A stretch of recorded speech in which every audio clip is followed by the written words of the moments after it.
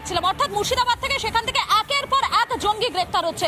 এবারে আরো একজন জঙ্গিকে গ্রেফতার করা হয়েছে, মুস্তাকিম মন্ডল নামে এক ব্যক্তিকে গ্রেফতার করেছে গোয়েন্দারা। এই নিয়ে এখনো পর্যন্ত মুর্শিদাবাদ থেকে মোট 4 জনকে গ্রেফতার করা হয়েছে এবং ধৃতদের দফায়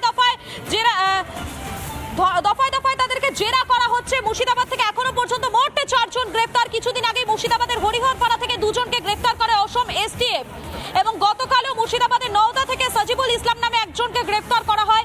সাজিবুল ইসলাম ধৃত সাদ রাদির আত্মীয় বলে সূত্রের খবর। এখনো পর্যন্ত মুর্শিদাবাদ জেলা থেকে মোট 4 জনকে গ্রেফতার করেছে গোয়েন্দারা। আমাদের সঙ্গে সরাসরি রয়েছেন আমাদের প্রতিনিধি ইন্দ্রাশিস রয়েছেন, আমি ইন্দ্রাশিসের কাছে চলাবো।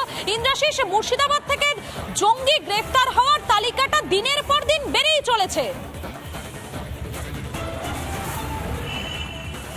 একদমই মধুকল্পিতা, দেখো যে এই যে মুর্শিদাবাদের নওদা সেখান থেকেই কিন্তু এই মুস্তাকিম মন্ডল তাকে কিন্তু গ্রেফতার করেছে এসটিএফ এবং তারপরে এসটিএফ সূত্রে যেটা আমরা জানতে পারছি যে সাদ রাদির অত্যন্তই ঘনিষ্ঠ ছিল এই মুস্তাকিম শেখ মন্ডল এবং নওদাতে দুর্লভপুরে সেখানেই তার বাড়ি এবং সেখান থেকেই গোপন সূত্রে খবর পেয়ে এসটিএফ সেখানে পৌঁছায় এবং তাকে কিন্তু গ্রেফতার করা হয়েছে। সাদ রাদি তাকে জিজ্ঞাসাবাদ করে একাধিক তথ্য পেয়েছে মুস্তাকিম মন্ডলের সম্পর্কে এবং এই যে মুস্তাকিম মন্ডল সে কিন্তু খারিজি মাদ্রাসা যেটি ছিল সেটিকে কিন্তু দেখভালের দায়িত্বে ছিল এই মুস্তাকিম মন্ডল এবং শুধু এই মুর্শিদাবাদ জেলা নয়, রাজ্যের বিভিন্ন প্রান্তে বিভিন্ন জায়গাতে যে খারিজি মাদ্রাসাতে যে জঙ্গি প্রশিক্ষণ যে অস্ত্র প্রশিক্ষণের কথা উঠে এসেছে সেই জায়গা থেকে দাঁড়িয়ে সে খারিজি মাদ্রাসাগুলি সমস্তটা দেখভালের দায়িত্ব ছিল এই মুস্তাকিম মন্ডল বলে গোয়েন্দা সূত্রে এখনো পর্যন্ত খবর উঠে এসেছে এবং তারপরেই কিন্তু মুস্তাকিম মন্ডলকে নওদার যে দুর্লভপুর সেখান থেকে তাকে গ্রেফতার করা হয়েছে এবং তাকে আজকে ইতিমধ্যেই যে বহরমপুর আদালতে তাকে তোলা হবে সেই প্রসেস ইতিমধ্যেই শুরু হয়ে গিয়েছে এবং তাকে নিজেদের রিমান্ডে নিয়ে আরো কি কি তথ্য পাওয়া যায় সেদিকে এখন সকলের নজর রয়েছে। গোয়েন্দারা সূত্রে যেটা জানতে পারছি যে মুস্তাকিম মন্ডলকে নিজেদের হেফাজতে নিয়ে তাকে কিন্তু আরো জিজ্ঞাসাবাদ করা হবে। মুস্তাকিম মন্ডলের সঙ্গে আরো কারা কারা ছিল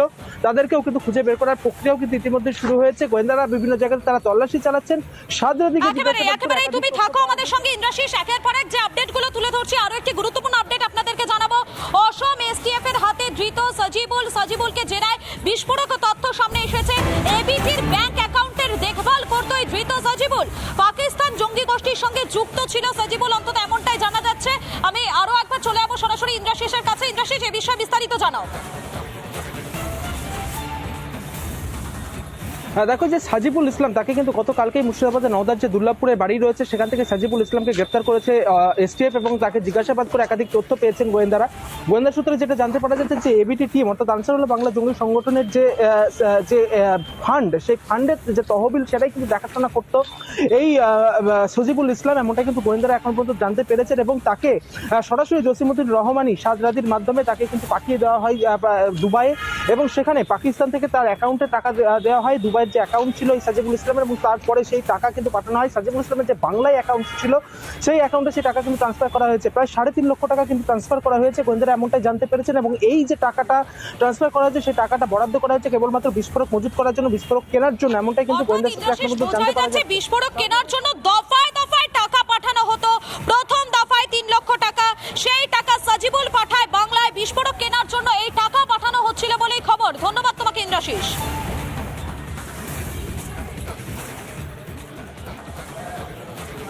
আরো একবার জানাই আপনাদেরকে যে আপডেট, অসম এসটিএফ এর হাতে ধৃত সাজিবুলকে জেরায় বিস্ফোরক তথ্য। এবিটির ব্যাংক অ্যাকাউন্ট দেখভাল করত এই সাজিবুল এবং পাকিস্তান জঙ্গি গোষ্ঠীর সঙ্গে যুক্ত ছিল সাজিবুল। জসিমউদ্দিন রহমানের নির্দেশেই সাজিবুলের দুবাই যাত্রা। পাকিস্তান থেকে টাকা আসতো সাজিবুলের কাছে, দুবাইয়ে ব্যাংক অ্যাকাউন্টে পাঠানো হতো টাকা। দফায় দফায় টাকা পাঠানো হতো। প্রথম দফায় পাঠানো হয় প্রায় 3 লক্ষ টাকা। সেই টাকা সাজিবুল পাঠায় বাংলায়। বিস্ফোরক কেনার কথা ছিল তাদের, অন্তত গোয়েন্দা সূত্র মারফত এমনটাই জানা যাচ্ছে। অসম এসটিএফ এর হাতে ধৃত সাজিবুলকে জেরায় বিস্ফোরক তথ্য সামনে আসছে। এবিটির ব্যাংক অ্যাকাউন্ট দেখভাল করত এই ধৃত সাজিবুল। পাকিস্তান জঙ্গি গোষ্ঠীর সঙ্গে যুক্ত ছিল সাজিবুল, সূত্র মারফত যেমনটা জানা যাচ্ছে। এই মুহূর্তে আমাদের সঙ্গে টেলিফোন লাইনে রয়েছেন প্রাক্তন পুলিশ কর্তা অরিন্দম আচার্য। আপনাকে স্বাগত রিপাবলিক বাংলায়। অসম এসটিএফ এর হাতে ধৃত যে সাজিবুল, সেই সাজিবুল বিস্ফোরক কেনার জন্য টাকা পাঠিয়েছিল। প্রথম দফায় প্রায় 3 লক্ষ টাকা পাঠায় বাংলায়।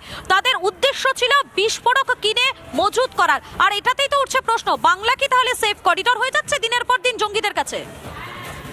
দেখুন, এই যে আনসারুল্লাহ যে বাংলা টিমের যিনি প্রধান জসিমউদ্দিন রহমানির নামটা যেটা আমি জানি, যে মোহাম্মদ ফারহান ইসলামকে যে নির্দেশে বাংলাদেশে ভারতে যে নেটওয়ার্কটা তৈরি হয়েছিল, দেখুন এখানে আসাম পুলিশকে অবশ্যই থ্যাঙ্কস জানাতে হবে যে তারা যে persuasion of secret information mobile network থেকে শুরু করে যেগুলো তথ্যগুলো দিচ্ছে এটা সত্যি কিন্তু ভয়ঙ্কর।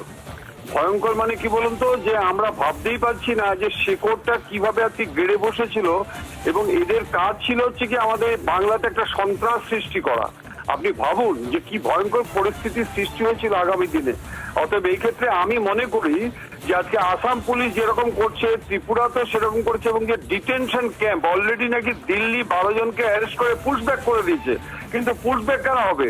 তাদের অ্যারেস্ট করে আজকে তাদের শাস্তি দিতে হবে, তাদের রিং পিনকে ধরতে হবে যে কাদের নির্দেশে তারা এখানে আসছে। সেই রকম ওয়েস্ট বেঙ্গল, ত্রিপুরা এবং বিভিন্ন জায়গায় যারা নাকি মেইন রুট, কোন নির্দেশে এলো, কার কাছে ছিল, কার শেল্টারে ছিল, হারবারিং অফেন্ডার আমরা যেটা বলি, সেইগুলো তাদের এগেনস্ট তো অ্যাকশন নিতে হবে। কোন রাজনৈতিক নেতা, কোন পুলিশ নেতার আজকে ভেরিফিকেশন কিভাবে হলো, সমস্ত নেটওয়ার্কটা বের করে কিন্তু আজকে সিরিয়াস অ্যাকশন নিতে হবে আমার মনে হয়। একেবারে বোঝাই যাচ্ছে যে একটা সিরিয়াস অ্যাকশন নেওয়া কিন্তু এই মুহূর্তে প্রয়োজন, এটাই কিন্তু মত প্রত্যেকেরই। ধন্যবাদ আপনাকে।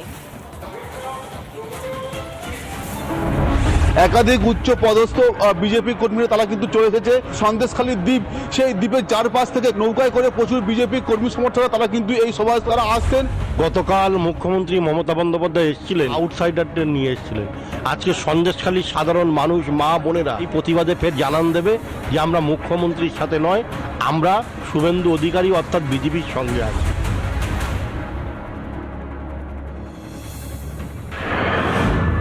হরিদেবপুরে ক্রিকেট টুর্নামেন্টকে ঘিরে সংঘর্ষ এবং আগ্নেয়াস্ত্র উঁচিয়ে মারধর এবং হুমকির ঘটনায় একজনকে গ্রেপ্তার করলো হরিদেবপুর থানার পুলিশ।